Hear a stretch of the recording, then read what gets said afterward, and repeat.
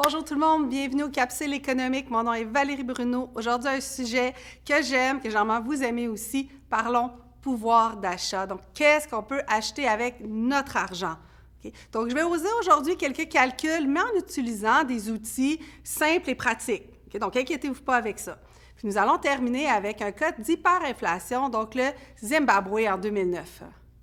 Pour arriver à comprendre, là, justement, c'est quoi la notion de pouvoir d'achat, je vous invite à couvrir 3 thèmes, 3 questions dans les prochaines minutes.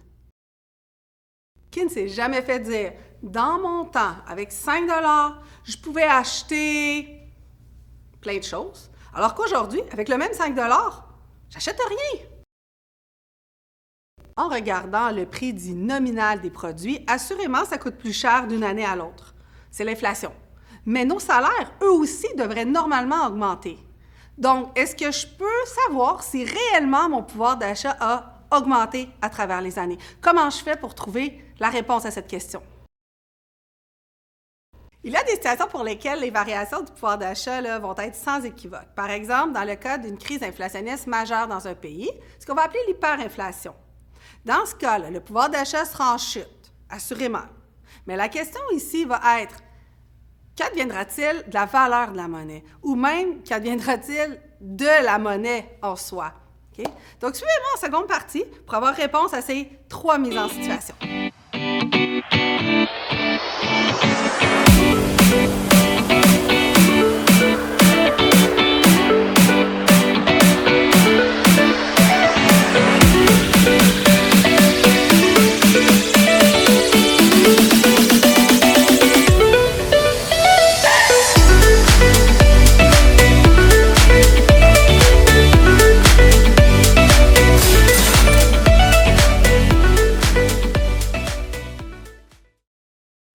Pour répondre à la première question, il va falloir utiliser ce qu'on appelle la feuille de calcul de l'inflation, un outil fait par la Banque du Canada, qui effectue pour vous les calculs. On aime ça, hein?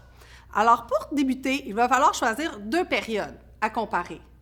Pour ma capsule, j'ai choisi de prendre, par exemple, un étudiant d'environ 18 ans, ainsi que lorsque ses parents avaient environ 18 ans aussi.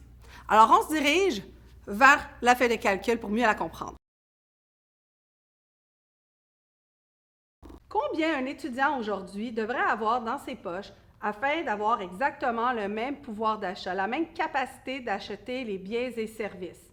Tout ça en fonction de l'indicateur des prix à la consommation, un sujet discuté dans une autre capsule. Alors, selon vous, il vous faut combien dans vos poches aujourd'hui? Réponse, il vous faudra 16,94 $ afin d'acheter les mêmes éléments qu'en 1991. Donc, c'est une variation en pourcentage, donc un taux d'inflation de près de 70 % sur la période de 30 ans. Alors, il est vrai de dire que le pouvoir d'achat va s'éroder avec les années. Et oui, nous achetons plus avec un même montant antérieurement. Maintenant, pour répondre au deuxième élément, donc comment on fait pour négocier son salaire ou savoir si notre salaire nous permet d'acheter plus ou moins qu'avant? Alors, je vais vous montrer une petite formule.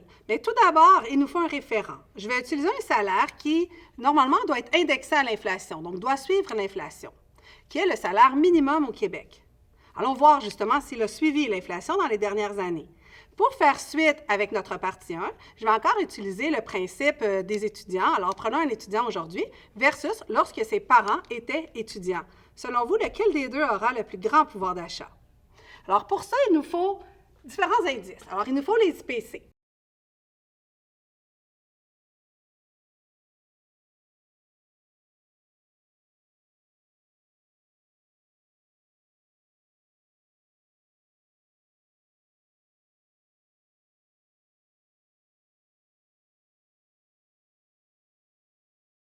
Nous avons maintenant les données nécessaires pour calculer ce qu'on appelle un salaire réel, qui va nous permettre justement de comparer le pouvoir d'achat d'une année à l'autre.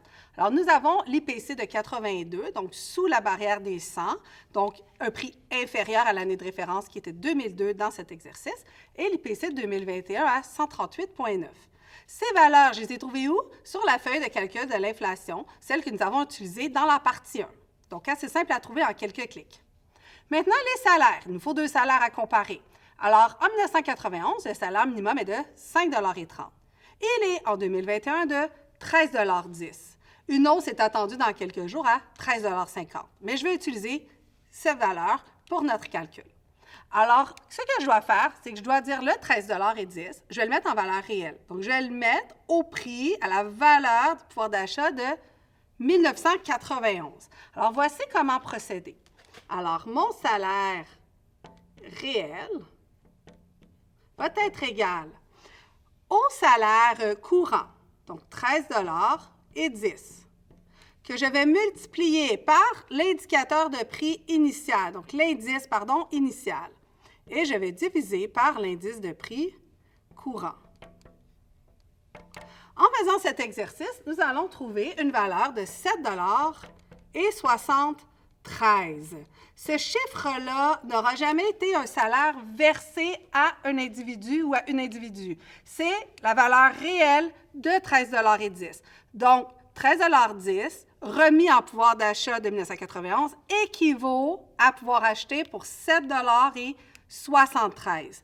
Donc, on voit tout de suite que l'étudiant de 2021 a un pouvoir d'achat plus grand qui lui est offert avec le salaire minimum actuel.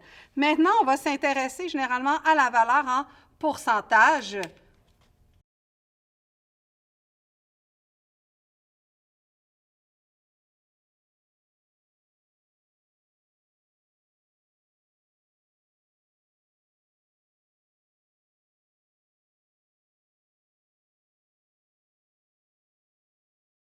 Alors, nous voyons que l'étudiant d'aujourd'hui a nettement plus de pouvoir d'achat lorsqu'il travaille au salaire minimum qu'en a eu ses parents à l'époque, donc une hausse de 46 % du pouvoir d'achat.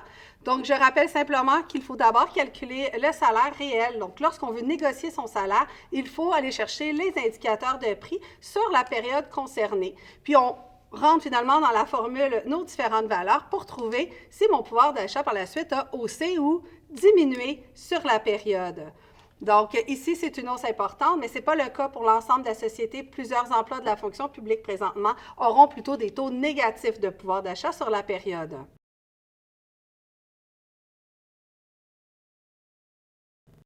Maintenant que vous savez négocier vos salaires, allons dans la troisième section pour voir comment nous pouvons être millionnaires, voire milliardaires, mais pauvres. Lorsqu'on parle de pouvoir d'achat, il est intéressant de faire un lien direct avec la valeur d'une devise, donc de la monnaie. Dans les cas précédents, nous étions au Canada, donc assurément, l'inflation est faible, un taux d'inflation entre 1 et 3 %. Mais est-ce que c'est le cas partout? Non. Selon vous, quel est le taux maximum d'inflation atteint là, sur une courte période, par exemple une journée ou même un mois? Réfléchissez-y.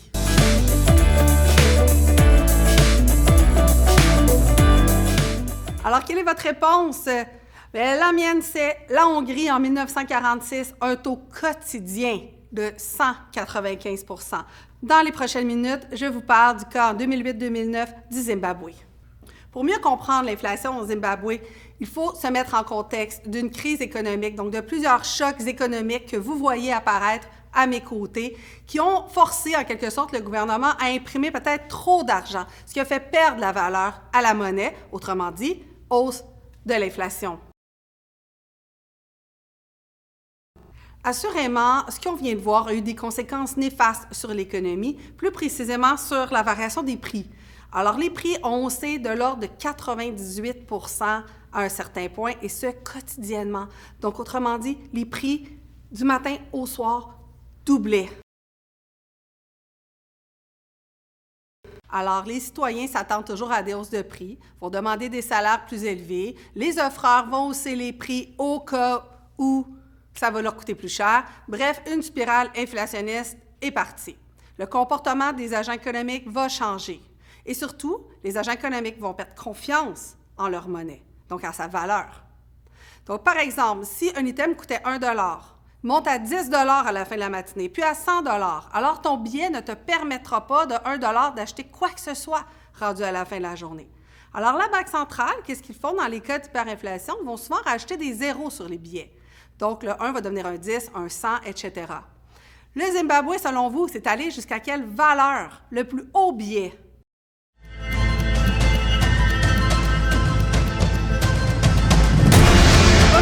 En vous donnant la réponse parce que c'est un chiffre faramineux.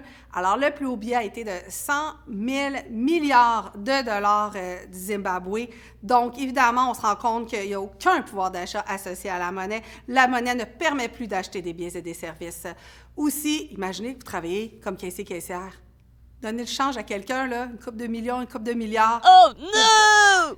Lorsqu'il y a une crise de cette ampleur, évidemment, on cherche à intervenir lorsqu'on est le gouvernement et la Banque centrale. Donc, le gouvernement a tenté de fixer le prix des biens essentiels, mais les produire coûtait plus cher que le prix de vente. Donc, finalement, les offreurs ont plutôt créé un marché noir pour la revente des produits.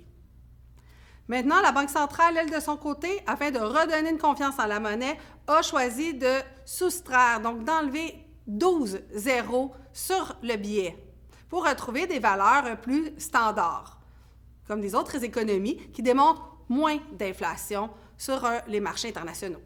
Mais imaginez que vous êtes citoyen. Qu'est-ce que vous faites dans une situation où est-ce que les prix doublent à chaque jour? Pensez-y bien.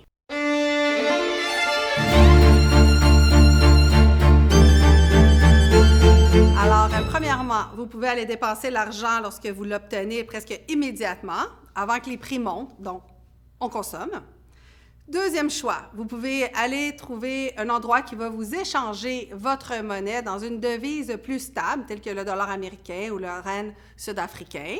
Mais encore une fois, les taux de change varient eux aussi avec la valeur de la monnaie sur les marchés internationaux.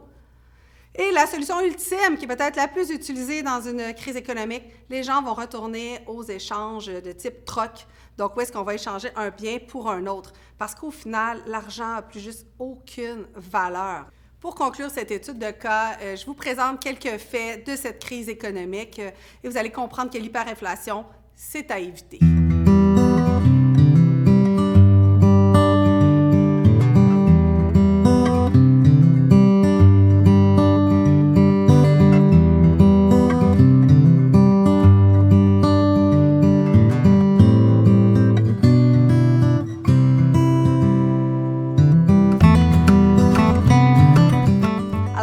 De cette capsule, le pouvoir d'achat est une notion importante reliée directement à la valeur de notre devise, de notre monnaie. Au Canada, on sent très peu ces variations parce que l'inflation est contrôlée, basse et stable.